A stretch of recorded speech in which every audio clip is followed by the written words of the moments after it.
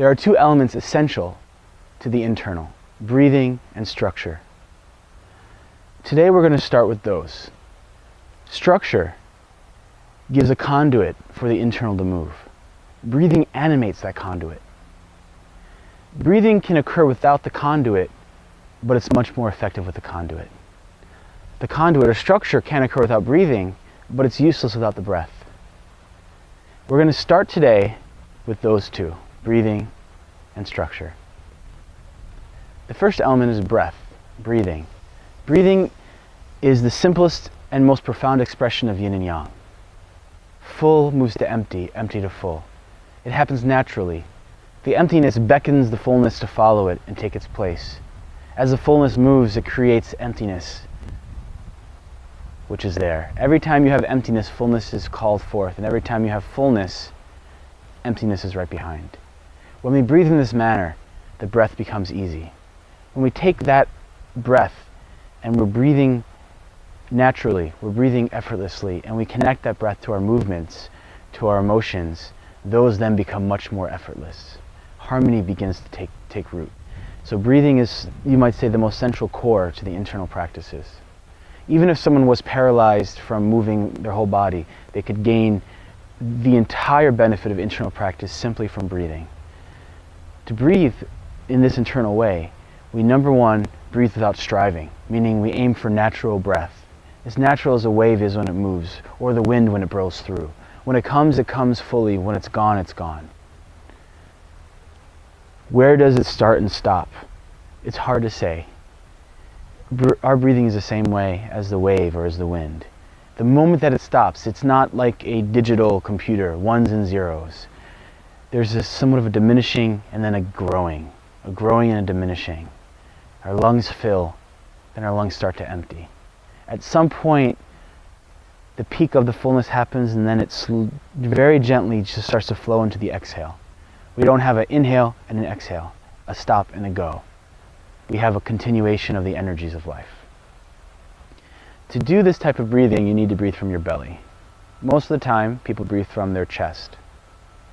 Most of the time, people use force to pull air in and out, although we're not always aware of it. When we do so, we create tension.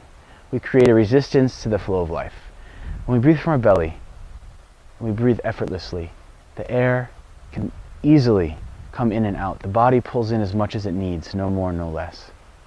More of the lungs are used, therefore giving more oxygen to our blood. The oxygen in our blood fuels our brain and organs, keeping them healthy and alive. Since more of the lungs are filled, more of the alveoli are filled with oxygen. Therefore, each breath brings oxygen to our blood easier. Not only do we breathe with less stress, as the air is just easily allowed to come into our body, each breath, with less effort, allows for more oxygenation of our blood and more of the waste gases to exit. This keeps us healthier, more alert. Breathing this way also affects the way our muscles hold tension.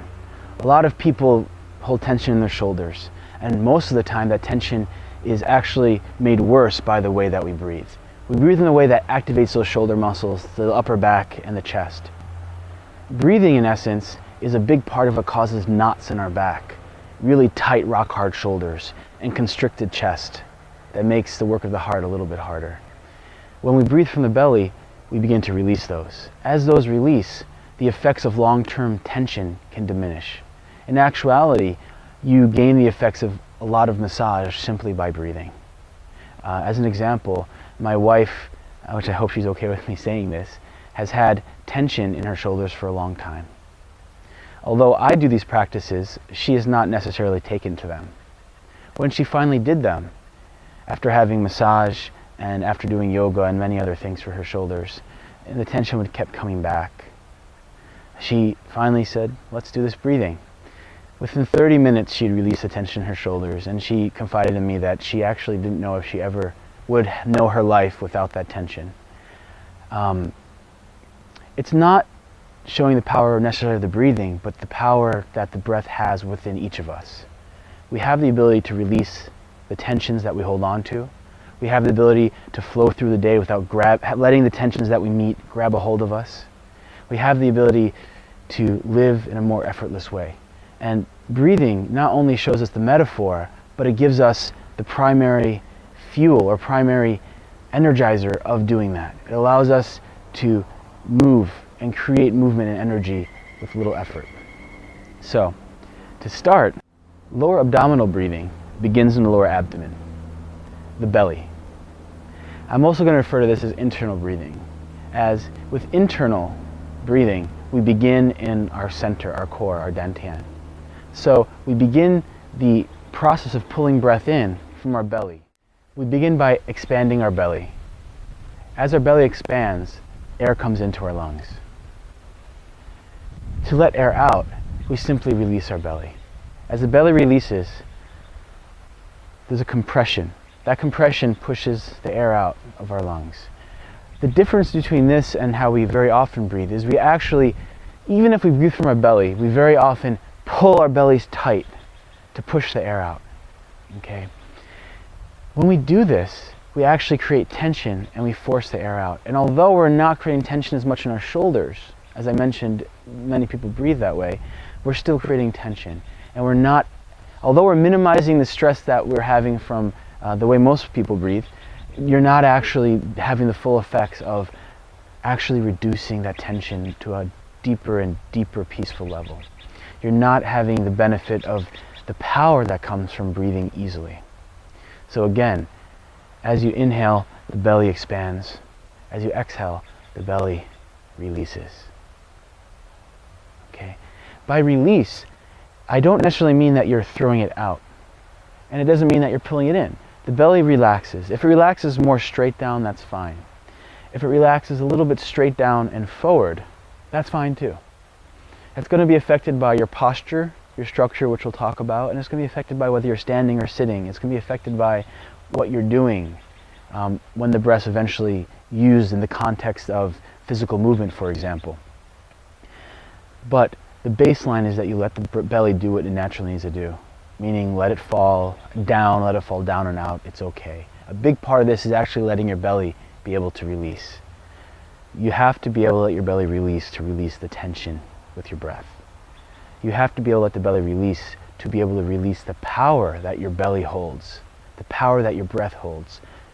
To be able to release that and then channel that, use that in very interesting ways that we'll eventually get into, but we don't have time for today. So again, the belly expands, and then the belly just releases, relaxes. Okay? Belly expands, belly releases, relaxes. Good.